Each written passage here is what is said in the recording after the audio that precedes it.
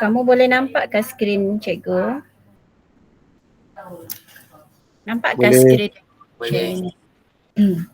Okey, jadi hari ni kita sambung kita punya topik dengan sebelum ni kita sudah belajar mengenal pasti kuantiti fizik. Jadi hari ni kita belajar mentafsir bentuk-bentuk graf. Okey, jadi graf, sebelum ni kamu pernah jumpa kan graf, macam mana graf. Jadi graf ni kita tahu dia ada berapa paksi graf? Graf ada berapa paksi? 2. Ada 2 paksi kan? Graf ni ada 2 paksi, iaitu paksi Y yang menegak. Kemudian kita ada paksi X. Betul kan? Betulkah? Betul. Okey, paksi Y, paksi X. Tapi dalam fizik, ini asas dia lah. Kalau dalam fizik kita tidaklah label dia Y dengan X. Dia bergantung kepada eksperimen kita tu kita buat apa kuantiti fizik yang terlibat. Sebab itu pertama sekali hari itu cikgu ajar kuantiti fizik dulu. So nanti bila kita buat eksperimen yang sebenar, dekat Y dengan X ni kita letaklah nama kuantiti yang terlibat itu. Okey, jadi sebelum tu kamu kena ada kemahiran mentafsir ya. Daripada kamu graf, apa yang kita boleh tafsirkan? Yang pertama kita boleh tengok apakah jenis graf. Jenis graf ni contohnya gini. Dalam buku teks kamu ni, okay, yang ini kamu kena buat nota nanti kemudian ya. Dalam buku teks, kamu boleh nampak ada 3 bentuk graf dia tunjukkan. 1, 2, 3. Cikgu mula dengan yang pertama, boleh? Boleh kelas? Boleh cikgu. Okey, yang pertama ni, kalau kamu perhatikan bentuknya lurus. Lurus dan melalui asalan. Apa maksud lurus dan melalui asalan? Dia start daripada kosong. Melalui asalan. Itu maksudnya. Kalau kamu jumpa perkataan melalui asalan, maksudnya dia melalui kosong. Lurus gini.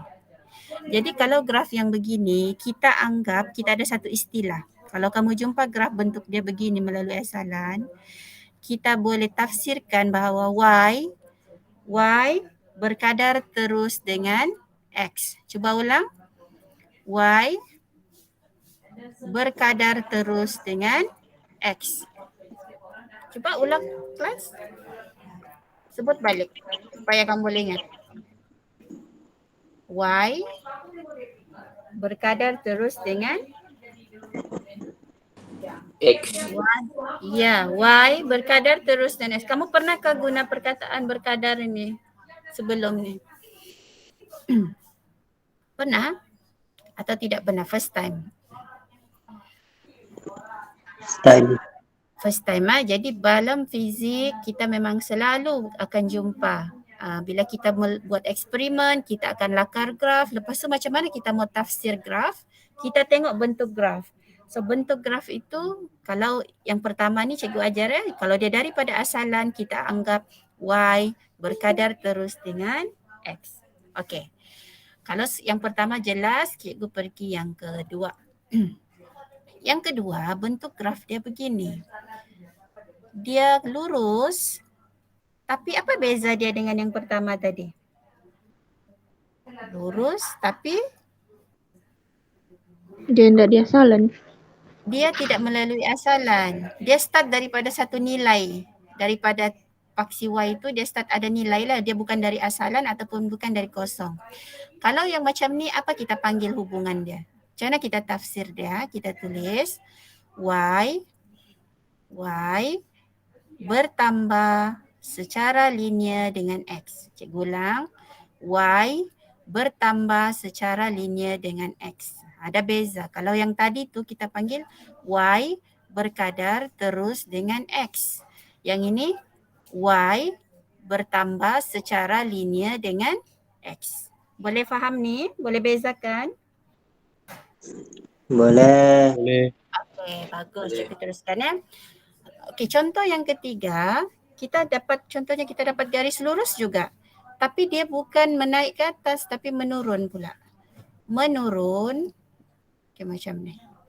Macam mana kita tafsir dia? Kalau yang ini pula kita sebut hubungan dia adalah Y. Kalau tadi bertambah, ini berkurang. Y berkurang secara linear dengan X. Y berkurang secara linear dengan X. Jadi kalau ingat ya, kalau dia naik, grafnya tu naik macam ni, ini bertambah. Tapi kalau dia turun, itu berkurang. Okey, setakat ni ada soalan? Ada soalan tak? Cikgu, Ya. yang nomor 1 tadi tu apa maksud Y berkadar terus dengan X tu cikgu? Ya, okey. So, Y berkadar terus dengan X. Kamu okey. Y berkadar terus dengan X tu kelas, contohnya begini. Contohnya kan, bila Y kita bertambah, X kita pun bertambah. Tapi pertambahan dia tu seragam. Maksudnya begitu. Jadi kan, contohnya kan, kalau kita punya Y, bila kita punya nilai X 2, kita punya nilai Y 2 juga. Bila kita punya nilai X 4, nilai Y kita 4. Maksudnya dia punya pertambahan itu sama, seragam. Kalau yang nombor 2 ni, dia bertambah juga. Y bertambah, X bertambah. Tapi apa beza dia? Dia tidak seragam pertambahan tu. Jadi hasilnya tu dia tidak bermula dari asalan. Ataupun kamu mungkin pernah biasa kalau sains selalu gunakan perkataan semakin-semakin. So kalau nombor 1 ni berkadar terus ni dia macam ni maksudnya. Semakin bertambah X, semakin bertambah Y. Yang itu pernah dengarkah? Pernah. Itulah maksudnya tu, Y berkadar terus dengan X. Boleh? Cikgu menjawab soalan kan ni, Muhammad?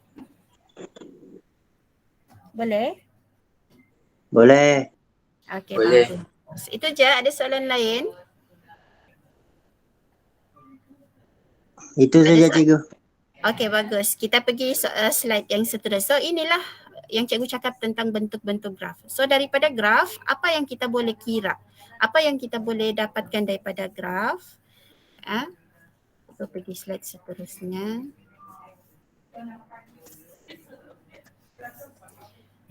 Okey. Cikgu mau kamu baca dulu ni. Cikgu paparkan ya. Daripada graf ada 5. Ada 5 kegunaan graf yang kamu boleh dapat. Sekarang cikgu share ni. Kamu boleh nampakkah? Boleh zoom bahkan? Boleh. Lepas ni cikgu akan tanya satu-satu ya. Apakah kegunaan graf ni? Apa daripada graf ni apa yang kita boleh dapat? Okey, kamu teruskan saja dulu. Cikgu bagi masa 5 minit. Cuba fahamkan 5 kegunaan bentuk graf ni ya.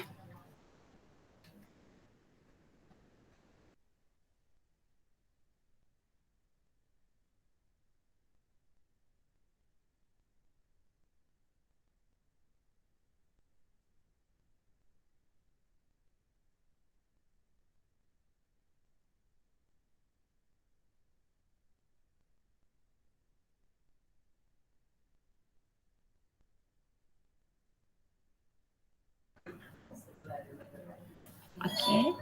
Kamu tengah membacakah? Ya. Okey, bagus. Cikgu tak kacau lah kalau gitu. Teruskan je.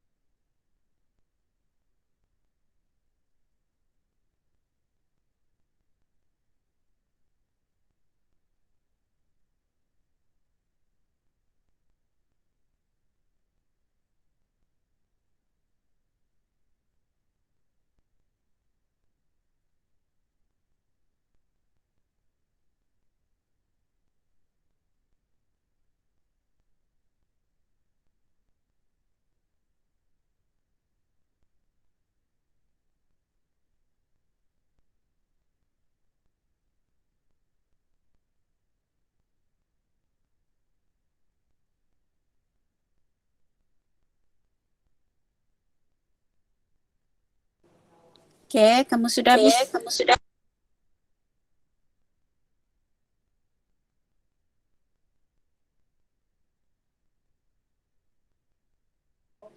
Okey, kamu sudah habis bacakah?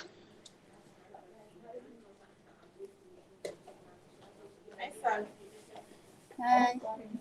Iya, Indah juga lambat juga tadi.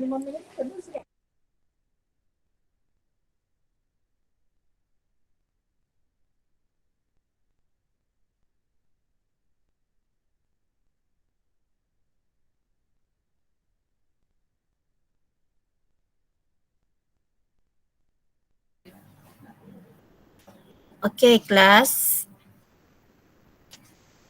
Sudah habis kamu baca? Sudah. Sudahkah? Sudah, Okey, cikgu. bagus. Okey, jadi kan kalau kita tengok ya, nanti kamu lepas ni buat nota tapi nota kamu tu tajuknya inilah menganalisis graf untuk mendapatkan rumusan siasatan. Ada 5 perkara penting dalam mentafsir graf. Okey, ada 5 perkara penting yang kita boleh dapat dari tafsir graf. Jadi kamu buat dalam bentuk peta aiting lah. Jangan kamu buat macam ini. Jangan tiru bulat-bulat. Kamu tahu ke peta aiting macam mana?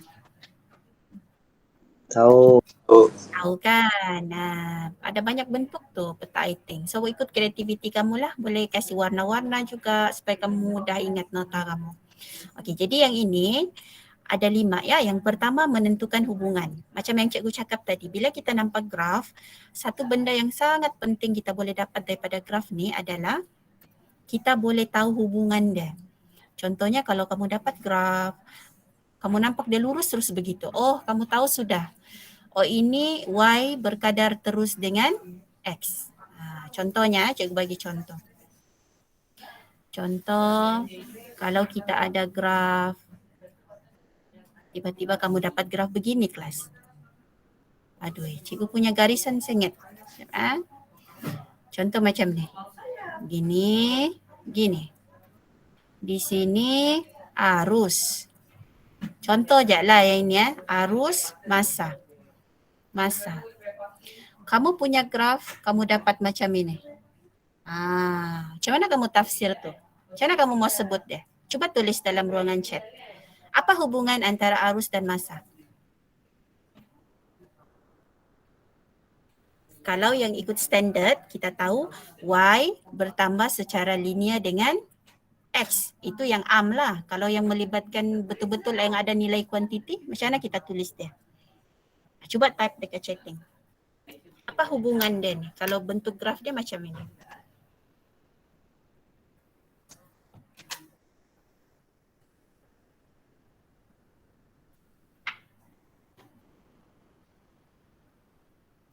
Okey, tiada orang type lagi. Cikgu tunggu ni. Ataupun mau buka mic pun boleh kalau tidak mau type. Siapa mau share? Apa hubungan antara arus dengan masa? Kalau kita dapat bentuk dia, graf dia macam ini. Tadi cikgu sudah ajarkan bentuk graf tu. Jadi kalau begini macam mana tu? Faris ada tulis, Faris cakap arus bertambah secara linear dengan masa. Azika pun sama juga, arus bertambah secara linear dengan masa. Ya, betul. Inilah cara dia menulis. Jadi kamu nampak kan yang tadi cikgu ajar tu yang umum. Yang ini cikgu tunjuk yang contoh yang sebenar. Bila melibatkan kita buat eksperimen, bila kita sudah ambil data, lepas tu kita lakar graf, kita dapat bentuk graf gini. Jadi graf tu apa tujuannya, apa fungsi dia? Fungsi dia adalah untuk kita tafsir hubungan dia. Cara dia senang je, kita tengok bentuk graf tu. Yang ini jelas?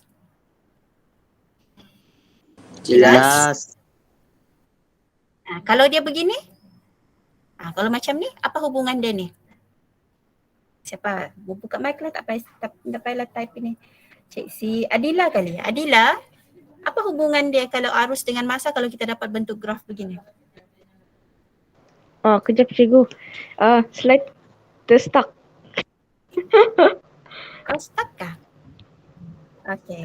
Saya punya je kali. Ataupun kita minta, oh ya, mungkin lain kali kan, kadang-kadang pandai begitu. Sekejap cikgu cari yang lain. Ada yang volunteer mau jawab? Siapa-siapa je ada sini ni. Siapa ya? Angie. Boleh? Apa hubungan dia ni? Kalau begini, senang je ni. Cikgu suka kalau dapat graf begini ni. Sarah dah tolong jawab. Arus berkadar terus dengan masa bilang Sarah. Betul? Betul. Okey. So itulah jawapan dia. Jadi sekarang ada kemahiran sudah kan? Bila tengok graf boleh tafsir sudah. Okey, tengok hubungan dia di graf tu. Okey, itu yang pertama yang paling penting. Menentukan hubungan. Yang kedua, mengira kecurunan. Daripada graf kita boleh kira kecurunan. Kamu pernah belajar matematik kan? Macam mana mau kira kecurunan? Pernah kan? Ya, cikgu. Pernah tak? Macam mana kira kecurunan? Apa formula untuk mengira kecurunan? Pertama, kita mesti ada berapa titik sekurang-kurangnya? Mesti ada daripada graf tu kan, garis lurus. Kita mesti cari 2 titik. 2 titik. Dua. Bolehkah kita cari titik? Ya. Bolehkah kita cari titik yang tak ada dalam garis lurus? Contohnya ada titik di luar sini. Boleh kita cari titik 3 ni? Bolehkah kita guna titik yang tak berada di garis lurus tu untuk cari kecurunan? Boleh ya kelas? Kamu rasa? Boleh? Kan kita kalau mau cari kecurunan kena ada 2 titik. Kita tahu sudah. Tapi kalau kita ada 1 titik, contohnya kamu nampakkah titik cikgu tanda merah di luar ni? Boleh ya kita pakai titik itu untuk cari kecurunan? Tidak. Baik. Ndak boleh lah. Kenapa ndak boleh? Kita mau cari kecurunan garis lurus. Kalau kita mau cari kecurunan garis lurus, kita kenalah pakai titik yang berada dekat garis lurus tu je. Boleh? Jangan kamu pergi ambil titik yang sembarang-sembarang jadi mana-mana. Mesti syaratnya titik itu mesti berada di sepanjang garis lurus tu. Sekurang-kurangnya berapa titik? Sekurang-kurangnya berapa titik? 2. Kan cikgu cakap tadi kan cikgu suka garis lurus begini. Kamu tahu tak kenapa cikgu suka kalau dapat begini? Sebab 1 titik kita tahu sudah. Apa tuh? Kita memang confirm tahu sudah ada 1 titik. Apa titik yang paling senang kita mau tentu? Betul, 0,0 confirm sudah sini 0,0. Tinggal mau cari 1 lagi sini. Tengok berapa nilai sini. Kalau yang ini kena tengok sikit lah. Kalau dia bukan dari 0 kena tengok lah nilai ini X berapa, Y berapa. Cara kita mau tulis titik koordinat, tulis X dulu, koma, lepas tu baru Y. Okey, jadi kita sudah tahu titik koordinat, kita kira menggunakan formula. Formula dia, Y2 tolak Y1 bahagi X2 tolak X1. Okey, ini formula sajalah. Kalau kamu biasa, sebenarnya formula tu tak perlu pun. Kalau sudah biasa gunakan. Okey, mengira kecurunan faham? Ada soalan kah untuk mengira kecurunan ni? Ada soalan dekat bahagian mengira kecurunan? Tiada. Okey, tiada, bagus. Kita teruskan. Seterusnya menentukan luas. Daripada graf pun boleh kira luas. Luas di bawah graf macam mana? Contohnya kalau kita ada garis lurus begini, dia suruh kamu kira luas, contohnya ni. Luas di bawah graf yang inilah. Nampakkah cikgu lorek ni? Jadi macam mana mau kira dia punya luas? Kita gunakanlah rumus luas.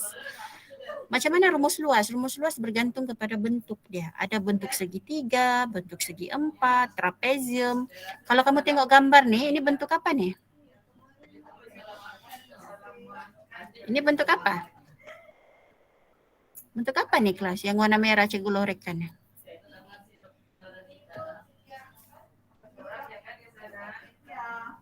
Bentuk trapezium. Siapa tahu apa rumus trapezium? Kalau trapezium,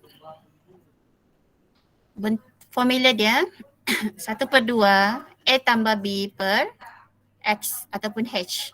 Ini cek balik. Ini matematik ni. Okay, so itu dalam fizik banyak matematik. Kamu recall balik apa yang kamu belajar dalam maths. Okay, so jadi yang ketiga ni kita boleh kira luas di bawah graf. Ada soalan yang ini? Ada soalan? Okey, sambung yang keempat kita boleh gunakan menentukan nilai nilai kuantiti fizik secara interpolasi. Apa maksud interpolasi? Contohnya kalau kita dibagi X, contoh soalan dia begini. Okay, cuba kamu tengok 4-nya, kalau dapat zoom tu. Contoh, tentukan nilai Y apabila nilai X sama dengan 2. Tentukan nilai Y apabila nilai X sama dengan 2. Cuba kamu tengok di mana nilai 2? Sini. Ini nilai 2. Nilai X 2. Dia tanya nilai Y berapa? Macam mana cara dia? Kamu tarik daripada 2 tu, buat garis sehingga menyentuh lengkung ataupun garis. Bergantunglah kepada graf tu bentuk macam mana. Kamu buat dia begitu, tarik dia naik ke atas. Bila dia menyentuh lengkung, kasih berhenti dia. Lepas tu 90 darjah ekstrapolasi dia kepada paksi Y. Ini maksudnya apa ni, bukan ekstrapolasi ni, interpolasi. Dia macam kasih reflect balik garis itu ke arah paksi Y. Jadi dapat di sini. Cuba kamu zoom berapa nilai Y cikgu dapat ni? Cuba 30. tengok. Bila X 2 berapa nilai Y? Iyakah? Yang lain-lain dapat berapa? Yang lain dapat berapa? Sama. 30. 3. Kalau kita buat macam, kalau kita graf kita cantik kan, ataupun kita pakai kertas graf yang betul-betul senang nampak lah. Yang ini macam dah ada kotak-kotak kan. Jadi ya, cikgu rasa 30. Cikgu pun rasa 30. Okey. So ini namanya dipanggil apa? Cuba sebut apa yang cikgu bulat ni? Interpolasi. Apa tu? Ya, ini dipanggil interpolasi. Maksudnya contohnya kalau kita dibagi X, kita ditanya apa nilai Y. Ataupun bolehkah kalau kita dibagi Y, kita ditanya X? Bolehkah? Bolehkah jadi? Possible-kah begitu juga? Kita dibagi Y, kita ditanya apa nilai X?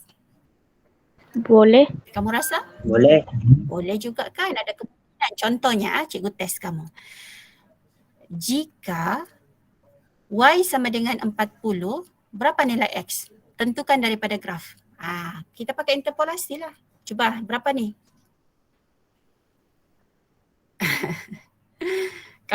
Handphone kamu boleh garis kan? Boleh kali kan? Kalau pakai tab boleh kali rasanya ni. Sekejap. 40 sini. Okay, garis. Turun bawah dia. Berapa nilai X tu? 1.5. Iya, 1.5. Okay. Jadi gitulah maksudnya interpolasi ni. Faham sudah interpolasi? Faham. Faham. Bagus. Nanti dia kalau kita buat eksperimen kan, kalau eksperimen baru lagi nampak lah. Sebab ini macam, ini secara umum saja ni. Nanti kamu akan apply semua ni bila kamu menganalisis graf.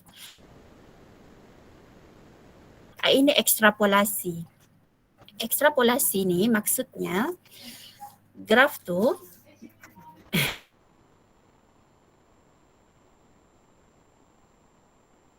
cukup panjang, kita kasih panjang dia. Contohnya kan graf ni bentuknya begini je. Graf ni kan bentuknya yang ini je yang merah ni. Tapi kita boleh ekstrapolasi. Ekstrapolasi maksudnya kita sambung dia. Ikut segarisan tu, kasih dia pergi belakang sampai dia sentuh sini. Ekstrapolasi ni apa tu? Untuk membuat ramalan. Contohnya kalau eksperimen tu mungkin kita buat data dia sampai yang setakat merah ni je. Tapi kita boleh buat ramalan untuk eksperimen data yang kita tidak buat dengan cara kita buat ekstrapolasi. Ataupun pendek cerita ekstrapolasi ni kita sambung garisan itu lagi, kasih panjang. Sampai dia menyentuh mana-mana titik yang kita maulah untuk kita ramalkan berapa nilai dia. Okey, ini ekstrapolasi. Boleh ni? Ada soalan untuk ekstrapolasi? Ada soalan? Kelas? Ya Tak faham ke ekstrapolasi? Tapi tak apa, kalau ekstrapolasi ni tak berapa clear. Nanti kan kita buat eksperimen, kamu ada data, ada graf, nanti kamu boleh nampak lagi lah. Jangan risaulah ekstrapolasi ni. Okey? Jadi kesimpulannya ada berapa perkara yang kita boleh analisis dari graf ni? Ada berapa kelas? 5. Ada 5. 5. Jadi sebenarnya bila kita buat eksperimen kan dalam satu kertas graf, kamu sudah ni, kadang-kadang orang tak pandai apa mau dianalisis, apa yang mau ditengok dari graf ni. Inilah ni yang mau ditengok. Kita boleh tentukan hubungan, kita boleh tentukan kecerunan, luas dan interpolasi, ekstrapolasi. Okey? Okey kelas, jadi kalau tidak ada soalan, hari ini kita belajar 2 ni. Pertama yang tadi tu, yang first tadi tu bentuk-bentuk graf. Bentuk graf ada inilah yang 3 contohnya ni. Ini secara umum. Yang kedua cikgu ajar tadi perkara-perkara yang kita boleh analisis daripada graf. Okey, atau graf ni apa kegunaan dia? Kita boleh dapat apa daripada graf? Okey, jadi 2 ni saja. Okey, jadi hari ni mesti buat notanya supaya kamu faham, sebab nanti kamu apply ni bila kamu buat bila kamu menganalisis data, kamu lakar graf. Inilah yang nanti kamu kena gunakan kemahiran. Ada apa-apa soalan kah? Ada soalan? Ada. Tidak.